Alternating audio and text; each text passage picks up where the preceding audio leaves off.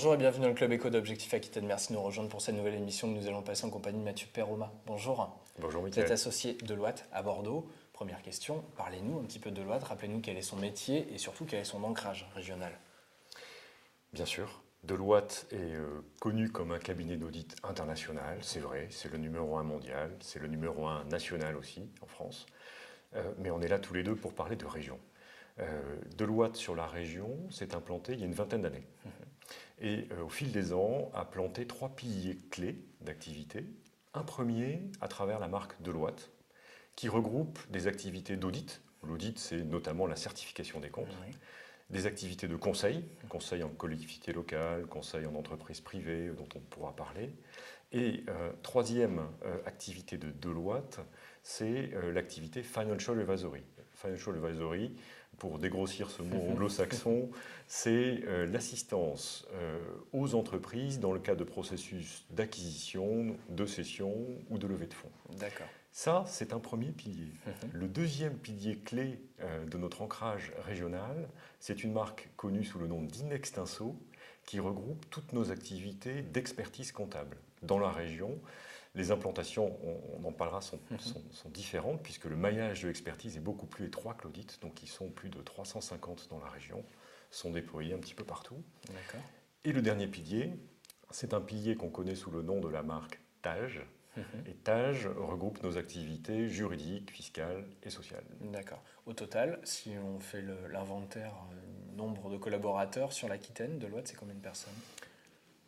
Si j'arrondis un petit peu le chiffre, on est 400 personnes dans la région, D'accord. avec, comme je le disais tout à l'heure, près de 330, 340 personnes en expertise comptable, et le reste de la population chez Deloitte et chez TAGE, D'accord. regroupés sur plusieurs bureaux. Il y a un bureau central qui est à Bordeaux, un autre bureau à Cognac, un bureau à Toulouse et un bureau à Albi. Ça, c'est pour Deloitte. Et puis après, les bureaux Inextinso sont très dispersés dans la région, puisqu'ils sont plutôt dans les villes de plus de 20-30 000 habitants. On peut rappeler d'ailleurs peut-être le périmètre d'intervention, parce qu'on disait il y a l'Aquitaine, mais pas que. Oui. Oui, effectivement, Deloitte dans le sud-ouest couvre 3 régions.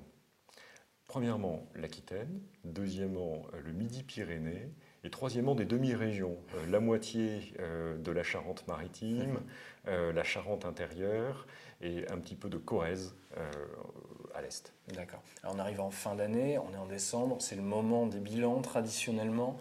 Est-ce qu'on peut faire un bilan économique avec vous? Globalement, on va parler de filière qui a fonctionné, qui a bien marché en 2013, et au contraire, qui a un peu peiné. Alors, ce bilan, je peux le faire avec plusieurs casquettes. Une casquette de commissaire aux comptes qui me prend une partie de mon temps, mais le commissaire aux comptes n'a pas encore terminé son travail sur les comptes 2013. Néanmoins, il est très présent auprès de ses clients.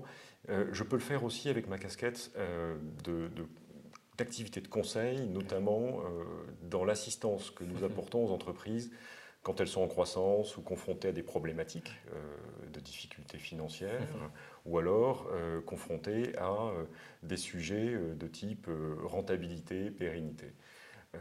Je vais peut-être utiliser cette casquette pour répondre à votre question, puisqu'on est dans des sujets de conjoncture. Les entreprises de la région sont très variées. Ça, c'est une chance que nous avons dans cette région par rapport à d'autres que mes amis de Deloitte servent. Comme on est dans une région variée, avec un poumon vin, un poumon forêt, un poumon agriculture, un poumon biotech, aéronautique, on peut faire un bilan moyen de toutes ces activités, plutôt positif, mais malheureusement avec un écart type très important. Qui va mal? Je m'exprime là-dessus, effectivement. On a des activités, les activités qui souffrent le plus chez nos clients, c'est peut-être le petit bout de la lorgnette qui me permet d'apprécier la chose, mais ce sont les activités qu'on appelle les activités de détail, donc ce sont les activités qui servent le marché domestique. On sait très bien que le marché français va mal, donc les acteurs régionaux qui sont focalisés sur le marché français souffrent beaucoup plus que ceux qui ont la chance de faire de l'export. Et bien sûr, et ça on l'observe tous les jours, plus nos clients font de l'export, mieux ils se portent aujourd'hui. D'accord. À l'autre bout du spectre, qui va bien? Est-ce qu'il y a des filières qui ont particulièrement performé? Oui, il y a des cycles bien sûr, donc l'aéronautique marche très fort. Alors, quand on dit aéronautique, on parle toujours des grands donneurs d'ordre, mais l'aéronautique irrigue énormément la région à travers ses sous-traitants et nous percevons chez ces sous-traitants aujourd'hui de très très belles performances. Et tout est encore devant eux, puisqu'ils sont, je parle là des sous-traitants aéronautiques, ils sont très très focalisés sous-traitance de grands donneurs d'ordre français ou internationaux, mais petit à petit se développent aussi pas mal à l'export. Et on voit de très belles performances sur des sous-traitants régionaux qui arrivent à prendre pied dans d'autres pays, créer des filiales et se déployer et croître. D'accord. Aujourd'hui, où sont les priorités des entrepreneurs, qu'on parle de PME ou qu'on parle de TI peut-être, on laisse de côté les grands groupes. Est-ce que c'est de régénérer du cash, de renflouer un petit peu les caisses finalement, ou est-ce que c'est de se projeter dès à présent sur des opérations de croissance? Alors, c'est assez variable. Il y a d'un côté les faibles, de l'autre côté les forts. On observe certaines sociétés en faiblesse qui sont en recherche de fonds. C'est très très clair. Donc, eux sont en processus de tentative d'optimisation encore plus loin du BFR, de levée de fonds court terme, de levée de fonds dans leurs capitaux. Et à côté, on a un certain nombre d'acteurs qui sont assez nombreux, hein, qui sont dans des approches. Je me suis déjà restructuré au cours des années précédentes. J'ai adopté une voilure beaucoup plus propice à affronter la conjoncture actuelle. Et maintenant, je profite de ma situation à CENI pour prendre des parts de marché, à travers, par exemple, de la croissance externe, des nouveaux projets à droite, à gauche. Chaque année, Deloitte met en place un concours, on va le dire comme ça, le Fast 50. Est-ce qu'on peut revenir sur cette dernière édition qui s'est achevée il y a quelques jours? Globalement, comment s'est-elle passée? Alors cette édition, effectivement, s'est achevée il y a 15 jours sur le Sud-Ouest et quelques ce jours à début peine de au niveau semaine au national. niveau national. Je peux rappeler peut-être ce qu'est le Fast concept, 50. Bien sûr. Le Fast 50, c'est un concours qui a été créé par Deloitte au milieu des années 90 dans la Silicon Valley, initialement, pour servir ces sociétés en forte croissance, en ébullition localement. Le principe était le suivant. Pour bien marquer la connivence entre Deloitte et le monde du chiffre, ce prix a été créé sans jury personne physique. Le jury, c'est Excel sur le Fast 50, puisqu'il consiste à observer la croissance pondérée sur 5 ans d'entreprises à caractère technologique et bien sûr de faire un classement, tout simplement. Premier, deuxième, troisième. On s'appuie sur des chiffres, uniquement des chiffres. Uniquement sur des chiffres. Ça a commencé dans la Silicon Valley, ça marchait très fort.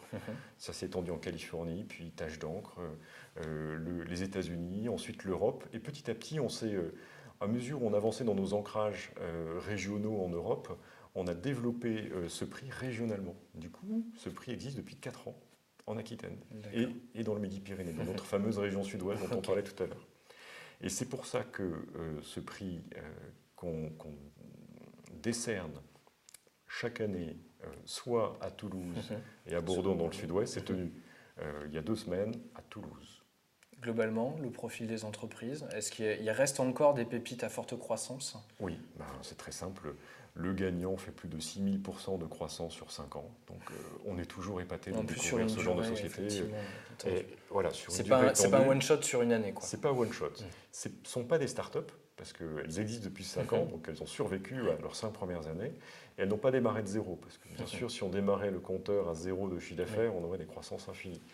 Non, là, on est vraiment sur des vraies mesures de croissance. Plus de 6000% de croissance, c'est incroyable. Et les profils, les 2 lauréats, il y a 3 prix qui sont décernés.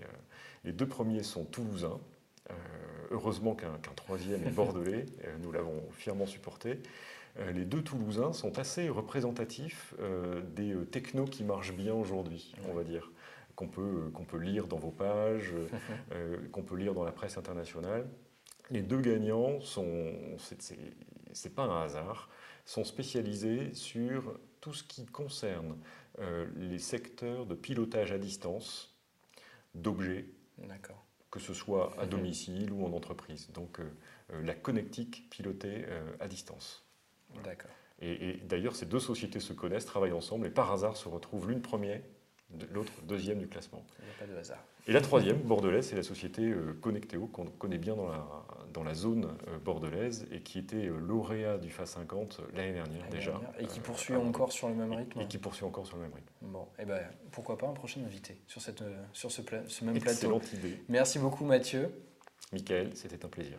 Merci à vous d'avoir suivi Objectif Aquitaine. Rendez-vous demain à nouveau pour le Club Éco d'Objectif Aquitaine. Passez une bonne journée. Au revoir.